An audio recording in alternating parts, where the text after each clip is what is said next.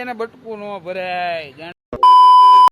તો કેમ છે બધા ડ્રાઈવર ભાઈઓ, આશા કરું છું બધા મજામાં જ હશો અને ફરીવાર સ્વાગત છે તમારું એક નવા મિની બ્લોગની સાથે। આજે તો કઈ મારે બસ સ્ટેન્ડે જવાનું નહોતું, આજે હતી મારે રજા અને મારા મિત્રના હતા એક મેરેજ, તો હું અને જલાલભાઈ નીકળી ગયા મારા મિત્રના મેરેજમાં। જેવો જ હું અમીરને મળવા ગયો ને તા એક મારો ઉતાવળો જાય ભાઈ, સમજા? ઘડીક તો મને કે હું આ બહુ કરી ભાઈ, આને એક કોને મળવાનું કીધું। મેં કીધું તું એક કામ કર, તું મળી લે, અમે ઘેરે વ્યા જાય। તો કે નહીં, હું સ્ટેજ નીચે વ્યો જ આવી કે લ્યો। પછી તો શું હોય, થઈ ગયું બપોરનું જમણવાર ચાલુ, કીધું આપણે ડીશ લઈને બોલાવી દઈ બાકાજી કી। તા એટલી જ વારમાં આવી ગયો અમીર ગુલાબજાંબુ ને આખી ડીશ લઈને। એક ખાધું ગુલાબજાંબુ તો કે હજી ખાવું જોઈએ। કીધું ભાઈ હવે તું ગુલાબજાંબુ ખવડાવીને તો અમારું મોઢાનું એલામેટ ફરી જાય હો।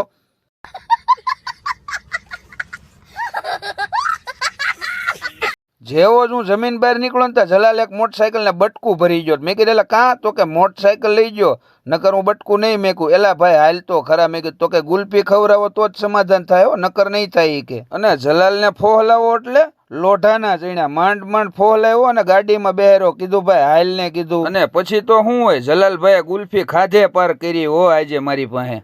તો મિત્રો આજનો દિવસ પણ પૂરો થઈ ગયો છે આપણે, અને આવતીકાલે મળીએ એક નવા વિડીયોની સાથે અને નવી મોજ મસ્તી સાથે। અને હા, મારી ઇન્સ્ટાગ્રામ આઈડીને તમે ફોલો કરવાનું ના ભૂલતા હો।